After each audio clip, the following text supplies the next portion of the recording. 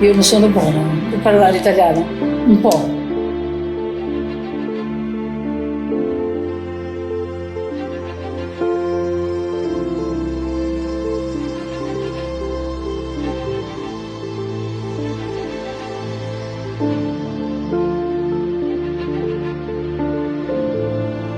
A história que vamos conhecer agora começa na Itália, quando as famílias de Clodoveo Poussin e Érica Zambusso, impulsionadas pela promessa de novas oportunidades, decidiram emigrar para o Brasil, para os estados do Rio Grande do Sul e Santa Catarina.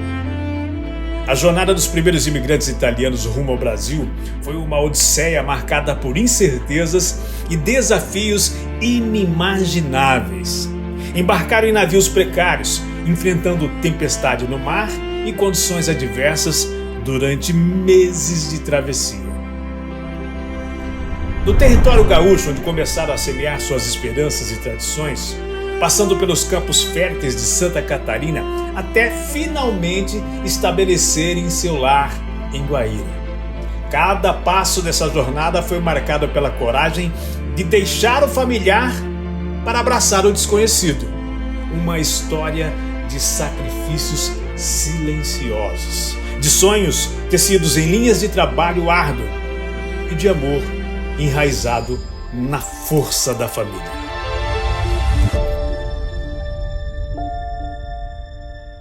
Meu pai era gaúcho, né?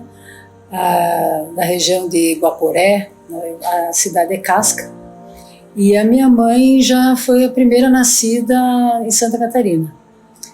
Hoje a cidade é Ceará, né? Era Nova Milano na época. Acho que ela foi o primeiro registro da cidade. Então, os outros irmãos nasceram no Rio Grande do Sul. E o meu pai, a família veio do Rio Grande do Sul para Santa Catarina, para aquela região que estava sendo colonizada, e ele tinha 7 anos. Então, foi em 1937, por aí, e ele é de 1930, e a minha mãe de 1934. E eles chegaram ali com o meu nono Antônio Zanusso, era colonizador. Eles sempre abrigavam as pessoas quando chegavam, uma forma, né, da época de colonização, e aí eles chegaram ali, ficaram com a família Zanusso ali, sempre tinha uma casa para morar, alguma coisa até eles se acomodarem. E então teve ali o início, né, que se conheceram, a família se conheceu. Então minha mãe tinha 4 anos e o meu pai tinha 7 anos. E ele foi trabalhando sempre, né? Eles tinham porco, né? Engordavam porco, vendiam. Foi o início da Sadia, né? Que era amiga da família também, a família Fontana. E eles vendiam, então, faziam, no final da história, caminhoneiro de porco, porcadeiro era chamado, né? Na época. Levavam os porcos gordos até a Sadia, tal. Mas aí meu pai veio para cá, que a família saiu de lá e veio para Palotina em 56. E eles foram colonizadores aí, né? O nono Antônio Poussin foi colonizador e então recebiam as pessoas que vinham de outros lugares, principalmente daquela região, né? Palotina, grande parte é Concórdia, Ceará, Chavantina. A promessa aqui era maior. Era diferente. Mas o meu pai foi um dos últimos que veio. E quando veio, já namorando a mãe, ele veio para Guaíra.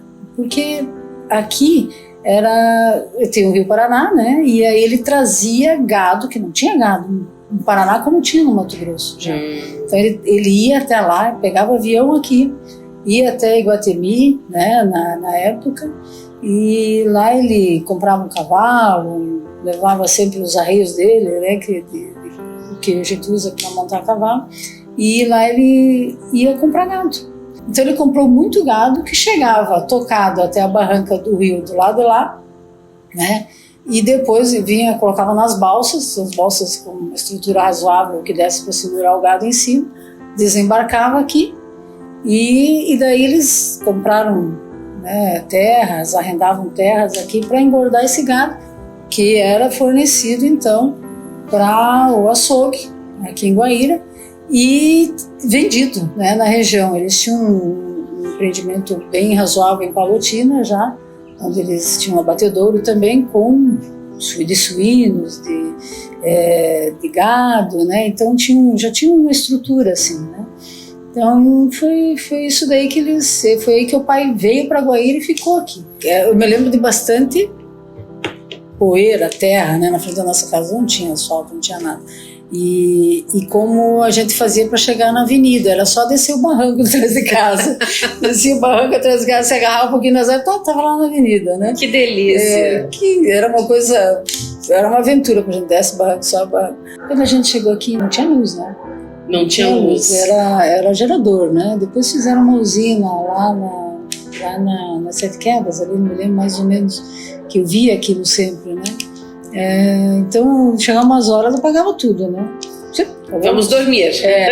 E aí acabava a luz, né? Então, isso me lembro de criança. E televisão, quando teve a televisão, né? Que era uma coisa assim, diferente, totalmente. Mas era assim, a cidade foi crescendo. O turismo foi muito forte, né? E aí acabou o turismo, depois tudo mudou, ficou muito parado, né? Então, quando a gente viaja, sai um pouquinho de Guaíra, aí a gente percebe que tem um potencial tão grande Guaíra.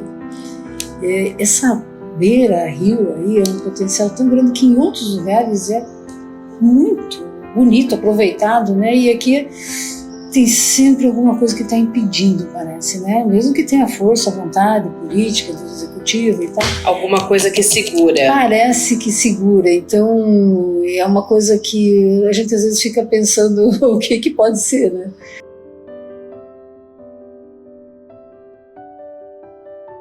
Ele tinha 2 sonhos depois que ele conheceu a mãe, né? E quando ele foi, né, crescendo, adolescência e tal, ele tinha 2 sonhos, né? Ele que falava que ele queria casar com a Érica e queria ter uma fazenda, criar gado, que era o que ele gostava. Meio que filho ele nunca pensou, né? A gente veio assim como uma consequência, mas eram os 2 grandes sonhos dele. Então ele se sentia muito feliz.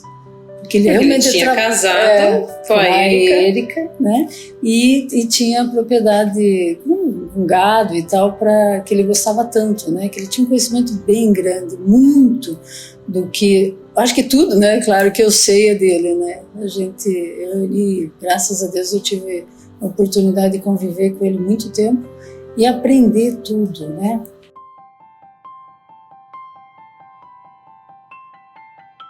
Eu tinha uns 10 anos, eu acho. Então foi antes das 7 quedas serem, né, inundadas.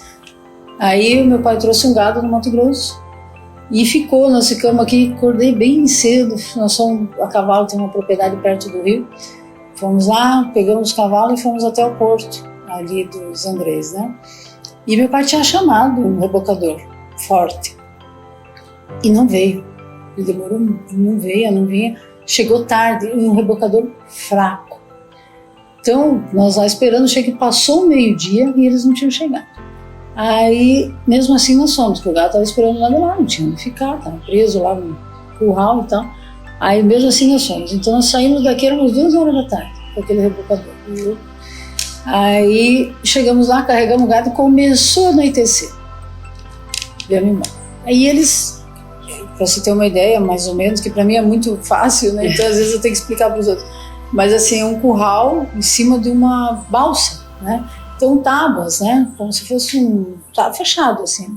Como o rebocador era fraco, eles colocaram bastante, eram vacas, né? Colocaram bastante vacas perto do rebocador para ele empurrar. E não tinha nem luz. Aí tinha um senhor lá em cima, por cima dos paus, assim, das tábuas, ele com um cilindrim, né, uma fonte forte de luz, ele ia mostrando pro cara do rebocador para que lado que ele tinha que passar no meio das ilhas. E tava uma situação bem complicada, porque era contra o rio, né? E o rebocador apagou. O rebocador apagou e o pai falou para mim assim, eu lá andando no meio de tudo, né, meio serelepe também, mas você vai lá e senta lá no rebocador e fica lá. Que idade você tinha? Eu não tinha nem 10 anos, eu devia ter uns 7 anos. Então. Aí sentei lá no rebocador, fiquei lá, ele falou para mim, e reza, né? E eu... Seja forte. Pois é. Aí eu sentei lá e fiquei lá olhando aquela monte de gado assim na minha frente, porque estava bem na frente assim, né? O rebocador empurrando a balsa aquela. Aí, e olhando aquilo, dali a pouco passou uma vaca na água, né? E fiquei olhando os chifres assim. Daí outra. Aí eu falei, fui lá, desobedeci meu pai que disse que não podia sair dali, mas eu fui lá falar, ó, as vacas estão caindo no rio. Falou, vai, tu é água-pé. Eu falei, não é água-pé, pai, tem guampa, tem aspa, né? Não, vai. Mas aí tinha uma pessoa o Lídio, né? O Lídio que trabalhava com a gente, que ele sempre foi parceiro, assim, a gente se dava bem. E aí ele falou, eu vou ver. Aí ele foi ver e realmente tinha quebrado umas tábuas, porque estava muito apertado, o gado apertou, quebrou a tábua e caiu. O gado deles, eles passaram algumas cabeças para frente e tal, ficou mais leve ali. Chegamos do outro lado do rio, aqui, era, sei lá, acho que 10 horas da noite, 11 horas da noite, cilhamos de cavalo e viemos embora, né? Levamos o gado até aquela propriedade, que dá uns 3, 4 quilômetros ali. Eu não tava, o meu pai falou assim, você fica para trás e nós vamos tudo para frente, porque tinha que alinhar o gado, porque tinha que virar, porque a estrada não era reto, né? Tinha que virar para cá e virar para cá. E eu fiquei sozinha, uma criança lá atrás sozinha, né? Ele falava, você cutuca todas as moitas de colonial, quer dizer, tudo que poderia o gado se esconder, eu tinha que cutucar. Tá bom, eu falei, né? Fiquei lá atrás, e grito, pra ver se não tinha nenhuma vaca escondida em algum lugar, e mexia daqui, mexia dali. Era noite de lua, então não tava muito mais claro. Aí até nós chegamos lá na fazenda. Aí chegamos na fazenda, e era umas 2 horas da manhã, estava lá um primo que morava aqui com a gente, o Celso, estava todo mundo em desespero porque não tinha notícia, né? Não tinha, na época, não vou falar nem celular, a gente também não tinha rádio, não tinha nada, né, que andasse assim para explicar. Então minha mãe já tinha mexido com tudo, porque o medo dela foi, onde é que eles estão, né? Desceram o rio. E por várias vezes aconteceu que desligava o tal do rebocador e a gente ia para trás, sabe? E até que fez um pegador, então demorou muito para passar o rio e contra a correnteza. E volta de novo. Bom, chegamos em casa umas 3 horas da manhã por aí. Minha mãe super nervosa, né? Realmente a gente correu um risco muito grande. E eu uma criança, né? E então brigou um pouco com o pai. Mas no outro dia era época de carnaval. No outro dia as vacas, ficamos sabendo que as vacas pularam carnaval meio junto aqui com o povo também. Deu uma limpa aí na avenida aí também, pularam. E daí sei que encontrou, deu falta de 17 cabeças, mas encontrou umas 13, me parece, só. E alguém abateu, porque pularam nas ilhas, né? Que já tinha passado algumas ilhas. Outras desceram, acho. E umas vieram para a cidade.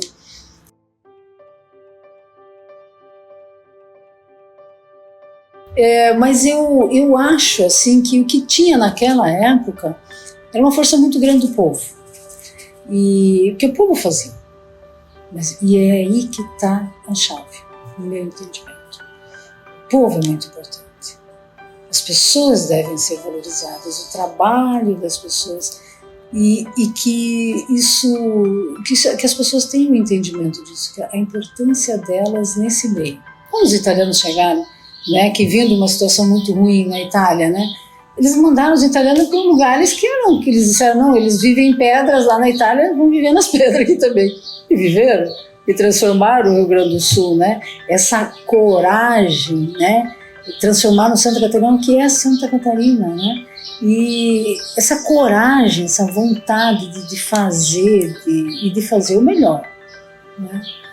que construiu, que moldou né, tudo que tem aqui hoje. Eu acho que basicamente foram eles que fizeram, nós estamos só rebuscando.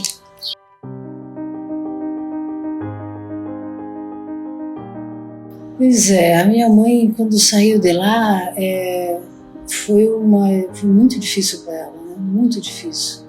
Teve enfrentamentos, né? Porque lá já era mais avançado do que aqui, né? Já era mais antigo que aqui. Ela sempre falava que lá era diferente, que lá elas compravam açúcar em saco de 50 quilos e aqui era de 5 quilos. Então ela achava que não tinha muito aqui, né? Achava que porque tinha dividido o pacote. Mas são coisas que foi difícil para eles, né? Bem difícil. Eles ficaram sós aqui, né? Teve o tio Domingos, pessoal também que eu chamo de tio, mas era um primo, também veio para cá trabalhar. Mas Guaíra foi o início de tudo, né? Aqui eles começaram o início de tudo assim, junto com Palotina, né? Cresceram aqui, foram fazendo a gente, né? Cresceu aqui toda a educação, né, que a gente teve. Então é como o que eu sempre passo até, a gente fala com os filhos, né, o respeito a essa cidade, né, porque eu acho ela tão bonita, né. Você vem de lá, quando você vem do Mato Grosso, você desce ali, aquela descida aqui, meu Deus do céu. O Roberto sempre fala, quem chega aqui fala, eu quero morar ali. Porque olha que lugar mais lindo, né, que existe. Então, só que parece que a gente aqui não sabe disso. A gente não tem ideia do que é isso daqui, a beleza que é isso daqui. E talvez não exercite isso para que tudo fique melhor, né? Então, é uma coisa, precisamos respeitar mais, né? Eu acho que o respeito à cidade, aqui ao município, à história, que tem pouca gente que sabe da história.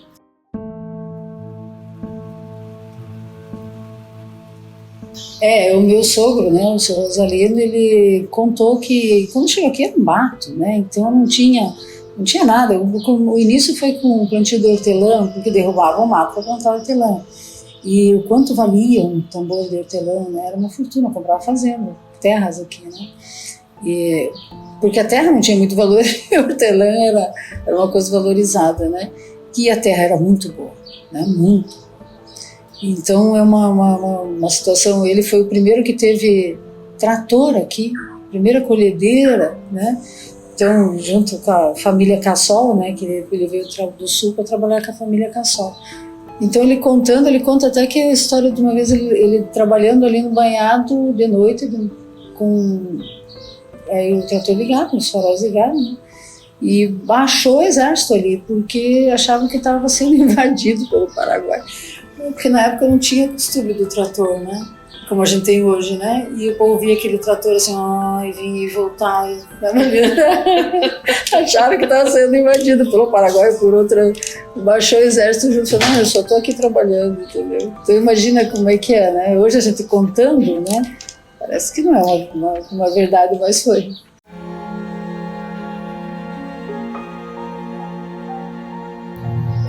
Surgiu de uma perda que eu considero, a sociedade na época também, né, através das redes sociais, considerou uma coisa que não era boa da cidade. A construção daquilo que é o presídio hoje, né? Criou uma vontade, né, e acabou chegando nesse ponto aí que é o de a necessidade de um terreno, né? E quando o prefeito Heraldo na época chamou, conversou, a Graciela estava aqui com a gente, perguntei para ela, né, novamente, conversamos, você continua de acordo e tal? Sim, tudo certo, com certeza. Então tá, né, vamos fazer assim, vamos fazer que seja melhor, então, fica bom, né, a minha grande preocupação é que fosse realmente que seja, né, na verdade, um bom hospital, né, para todos, né, que tenha estrutura que precisa, né. Então isso nas negociações foi muito cobrado para que isso tivesse uma preocupação com isso, um projeto realmente bom. Então quando foi apresentado um projeto bom, nós validamos, ele está validado junto com a escritura, né? E algumas ressalvas, assim, como colocar o nome no hospital, né, que eu tinha sempre alguma coisa para, já que está ali na nossa propriedade, né. O Guaíra vai ser nossa referência, né, então, tanto até pessoas do Paraguai, né, que vêm até aqui, que muito mais perto do que no grande centro do Paraguai, pessoas do Mato Grosso que vêm até aqui, Mato Grosso do Sul, e a região toda, então é uma necessidade. Né? Não tem, o projeto são 10 leitos de UTI, né? São 4 andares, é um projeto realmente grande, né? Assim, que atenderia, né? Hoje muito bem, com folga, né? Toda essa necessidade que tem, a demanda. Guaíra é toda a história da vida da gente, né? Então é por isso, né, que tem esse peso todo, né? Que se é para alguma coisa, se é para a gente fazer para alguma coisa, se for para escolher um, tem que fazer para o Guaíra, né? Porque Guaíra, eu nasci aqui, eu cresci aqui, eu nasci no Hospital do Dr. Bardal, que hoje assiste, né? Que eu ainda faço hoje, então, parte do conselho, da diretoria daquele hospital.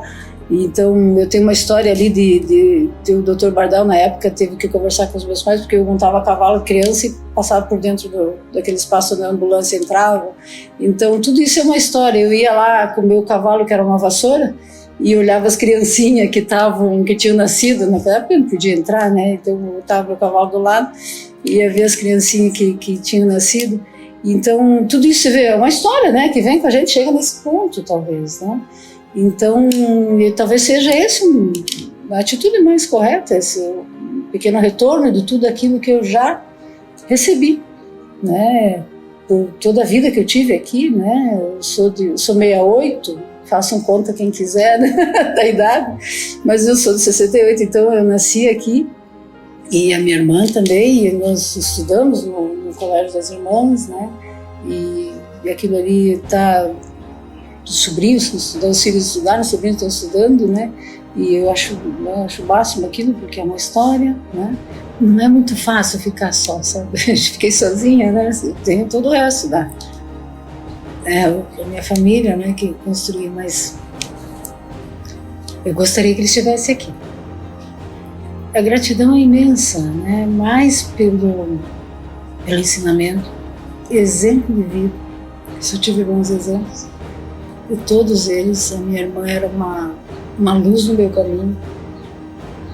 E essa luz faz uma falta da barca. Mas eu sigo hoje mais do que eu seguia na época que ela me falava. Então, respeito imensamente eles, honro imensamente eles e tenho, assim, isso como uma que me faz viver, sabe?